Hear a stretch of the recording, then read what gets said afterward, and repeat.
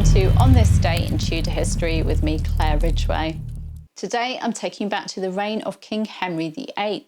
For On This Day in Tudor History, the 11th of November 1534, Philippe de Chabot, Seigneur de Brion and Admiral of France, landed on English soil at Dover.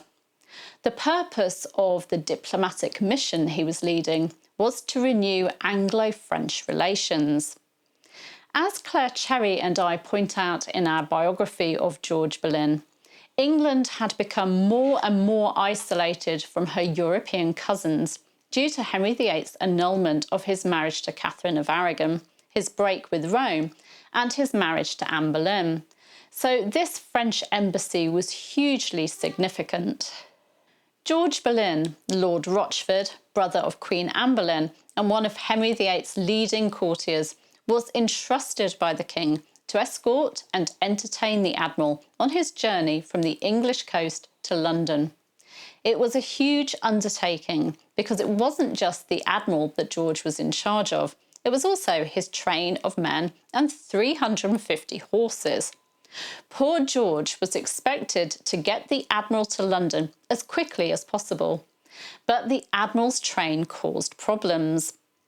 Letters and Papers includes letters from George Boleyn at this time showing just what an administrative nightmare this visit was. George was worrying about it even before the Admiral arrived, writing the following letter to Lord Lisle in Calais. I have sent the bearer, the king's servant, only to bring me sure word in what sort the Admiral will cross the sea, and whether he will send his train before him or come first himself. I beg you to inquire and send word by the bearer, and that he may have the first passage after the Admiral has arrived at Calais.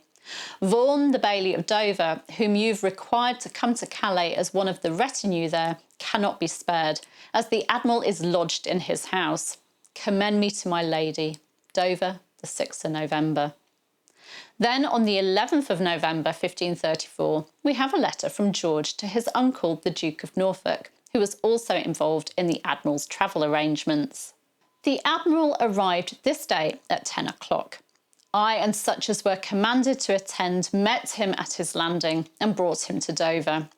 Next day he goes to Canterbury, where he wishes to stop all day, that his train may meet him. I have sent the king the names of all of them. You shall be sure to hear from me from Canterbury. Dover, the 11th of November. The Admiral had landed, but he obviously wanted to wait for his train. Then on the 14th of November, George wrote to Henry VIII, explaining the delay and the plans for the journey. George was obviously worried about what the king would think and irritated by how things were going. He needed to explain that the delay was not due to any incompetence on his part. It may please your highness to be advertised that the Admiral of France hath remained here since Thursday at night, and as yet his whole train, both of horses, mules and men, be not come hither, nor unshipped. But by tomorrow, I doubt not, but all his whole train shall be here assembled together, and upon Monday I will bring him to Sittingbourne, there to remain that night, for that it would be too sore a journey to bring his carriage to Rochester in a day. On Tuesday, from thence to Rochester, on Wednesday to Dartford, and on Thursday by 12 o'clock at noon to Blackheath, where, as my Lord of Norfolk is appointed by your grace to meet him.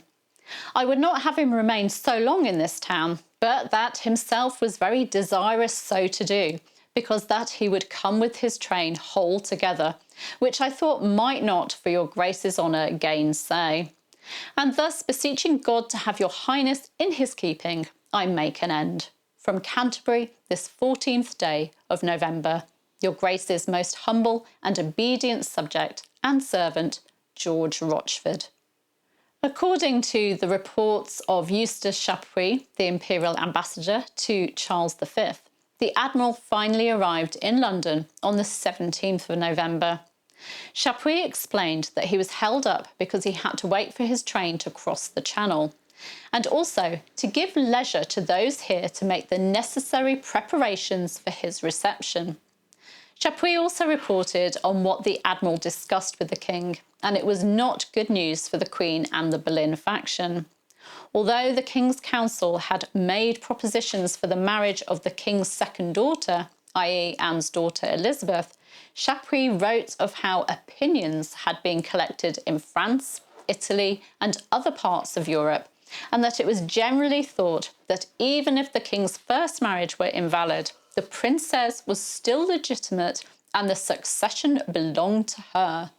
Europe still saw Mary as legitimate and above Elizabeth in the line of succession. Anne Boleyn was not amused, and Chapuis recorded her as being very angry at it. Henry VIII countered by offering Elizabeth in marriage to the Duke of Angoulême, Francis I's third son. But that just wasn't the same as marriage to the Dauphin, Francis I's heir, and the French rejected this offer anyway. As Claire Cherry and I point out on our book on George, the French stance shocked both Anne and her brother, who'd previously thought that any support they may have received from abroad would be from France. George had left the French king on excellent terms in July 1534, so what was going on? Well, in October 1534, just a month before the Admiral's visit, there'd been the affair of the placards, where anti-Catholic posters had been put up around Paris, Blois, Rouen, Tours and Orléans, and even on the door of Francis I's bedchamber at the Château d'Amboise. This had completely turned the French king against the evangelical movement, and of course the Boleyns were closely associated with the Reformed faith. From being tolerant of reform and a potential ally of the Boleyns, Francis I had come to distrust the very ideals that they embodied, and he preferred to arrange a marriage between his son and the Catholic Mary.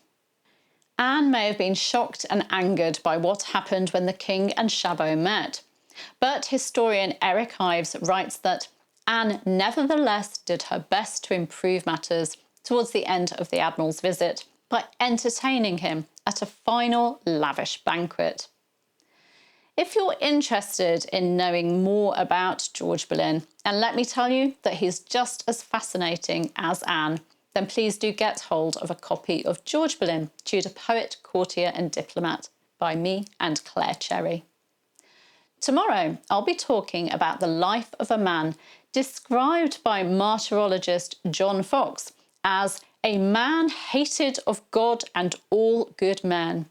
And this man managed to go from supporting Henry VIII's great matter, which eventually made the king's daughter Mary illegitimate, to crowning Mary as queen and acting as her Lord Chancellor. Do make sure you're subscribed. Just click that there. And that you've hit the bell so you don't miss out on that video. Also on this day in Tudor history, the 11th of November 1541, the feast of Martinmas, King Henry VIII's council sent Archbishop Thomas Cranmer a letter containing instructions to move Queen Catherine Howard from Hampton Court Palace to Sion House, formerly Sion Abbey. Find out more about the instructions that Cranmer was given, what the Queen was sent for her time at Sion, what else happened on this day in 1541, and here's some trivia about the people in charge of Catherine's household at Sion in last year's video. You'll find a link to that in the description. Thank you for joining me today. Please feel free to leave a comment and to give me a like. I'll be back tomorrow. I'll see you then. Take care. Bye-bye.